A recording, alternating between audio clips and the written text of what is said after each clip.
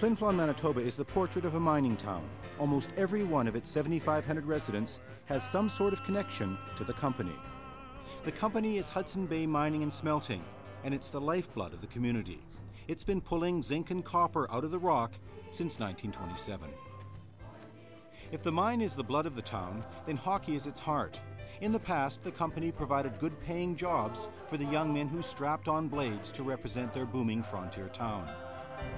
By the 70s, they were playing so well that Flin Flon provided the NHL with the likes of Bobby Clark and Reggie Leach. Players who led the Philadelphia Flyers to consecutive Stanley Cups. But it was a wonder team in 1957, the Flin Flon Junior Bombers, who best captured the spirit of hockey in this rough-and-ready town. The underdog Bombers beat Ottawa's junior team, the farm club for the mighty Montreal Canadiens, in a 7-game series that has taken on the glow of legend. The game is over. The Flin Flon Bombers win the Memorial Cup. Those were the glory days. Some of the glow has since come off of the town's reputation as a hockey dynasty, and some of the glow has come off of the mine too. So the town is now smaller, but people's dreams here in Flin Flon have remained just as large as they ever were. Shoot it up, Foxy! 38 years after a team from nowhere shocked the hockey world, Mark Colt moved to Flin Flon from Winnipeg to work as the city solicitor. Soon his life would become entwined with the legend of 57. I hadn't spent more than a month here before somebody had to clue me in about the 57 Bombers. Mark and his wife Crystal were both musical and had studied four-hand piano in New York. He had also worked as a pianist with Winnipeg dance companies. When they got to Flin Flon, Crystal expressed interest in reviving a community choir. Almost immediately, she was pressed into service, putting together a choir to sing at a prominent citizen's funeral. Within 24 hours, was it, I guess, Mark, that there was a 40-voice choir, presto, there. And so we organized this, and Mark and I looked at each other and thought, well, maybe this town wants a choir. From the very first performance of Schubert's Requiem in Latin, the choir became a focal point in the town. People were excited. The thrill, we heard miners going around talking, saying, you know what, I'm singing in Latin. You know, and it was such an excitement, such a thrill. Is it on, Clarence? We're good? With at least one of their 3 kids in tow, Crystal and the choir began staging musicals. Count us in, Greg. 1, 2, 3. But Mark kept thinking about a magazine article he'd been shown. It was about the pride the town took in the 1957 Memorial Cup victory. I recognized something in the spirit that was described there as being what Crystal and I were experiencing coming here. And I thought, well, gee, there's a lot of elements to this story that could lend themselves to theater. Mark was soon at his computer writing a hockey musical. We're going to try this now from the other side of the stage. Crystal went to work rehearsing a cast and choir of 150 people. It was the most ambitious community production ever staged in Flin Flon. A choreographer was brought in from Winnipeg. A professional sound system was shipped in. There was no footage of the game itself, so Mark restaged it for video using today's Bombers. The multimedia performance would also include live-action hockey on rollerblades. The people of Flin Flon were restaging their glory days.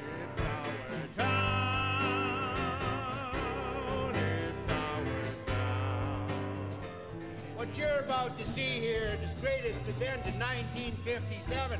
Hell, probably the decade where West beats East, where small town kicks the bejesus out of big city. Small, crowd's too wild. The opposition coaches became colorful villains. We're on enemy ground when we're up there. You know, Their real-life counterparts were Hall of Famer Sam Pollock and the winningest coach in NHL history, Scotty Bowman. waiting for the big score. Because of the prominence of some of the names, I thought, well, you know, it may even one day be of interest to someone outside of Flin Flon. Now, there you add a love story because you have to, and you've got Bombertown. I can't help thinking of the time I met you, a dance at the Jubilee. Lane Latteroot and Jennifer Doak have the lead roles in Bombertown. She's an aspiring singer who has to decide between moving to Toronto to sing or staying in Flin Flon with her boyfriend Ken. Ken is a hockey player who may have to leave town to follow his dream. Their fictional love story is the thread that runs through the true story of Flin Flon and their bombers. This musical tries to represent the pervasive importance of community in a place like Flin Flon, a very small place, but yet so rich. You get to know everything about everyone, and to appreciate things that in a larger center you know are out there somewhere, but you experience them firsthand in a place like this. I think it's going to go amazing. Part of that small town experience includes sharing in each other's dreams. Jennifer Doak works in a mine, and she's considering moving to Toronto, where she can pursue her singing career. I just think it shows that no matter if you live in a small town or a big city, people's dreams are all the same. And I mean, whether they want to play hockey or they want to sing or they work underground or they work in the restaurant, everyone just is part of the community. When I was young, I had a dream. I saw myself skating on wings. Mark wrote 18 original songs for Bombertown. He had no idea the effect they would have on the people singing them.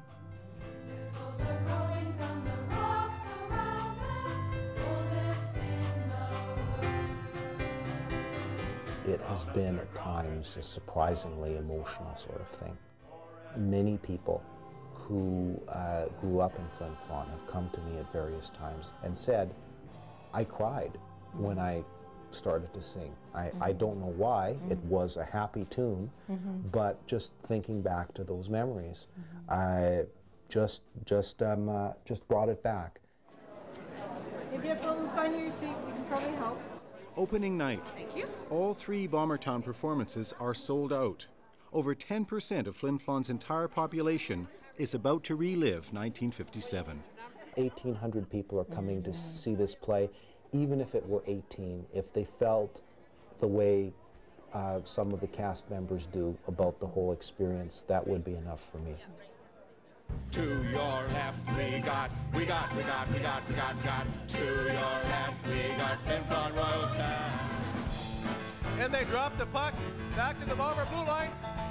Belfry forechecking against Kardash, and they get a little rough. They go right to the fisticuffs. 34 seconds into the first game.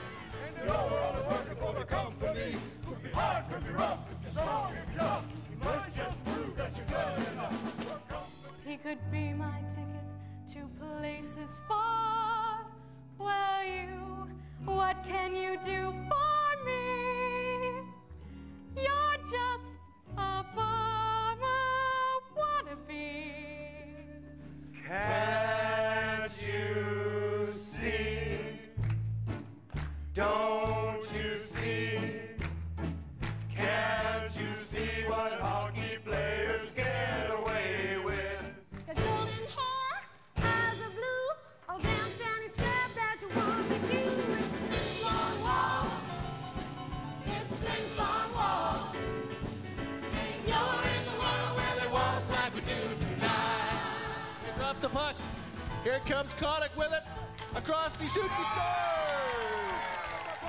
One lady who was actually at the games back when, at one point made the comment, gee, I'm not sure which I will have enjoyed more, actually being at the games or celebrating it through this musical. Knowing how much it meant to the people who were there, I think that's one of the most flattering things anybody could have said.